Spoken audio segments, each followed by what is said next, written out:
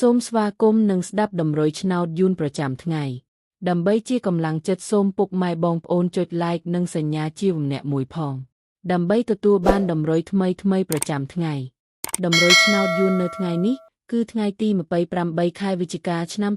2025ដើម្បីកុំឲ្យខាតពេលយូរសូមស្ដាប់តម្រុយឆ្នោតពី admin មានលេខ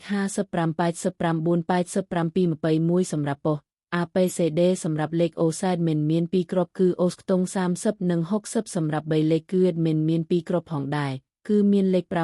563គុណ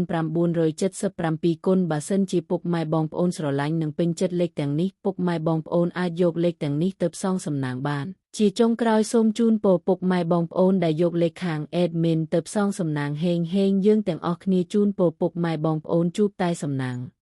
នឹងសុខភាពល្អសូមជម្រាបលាជួបគ្នានៅថ្ងៃស្អែកបន្តទៀត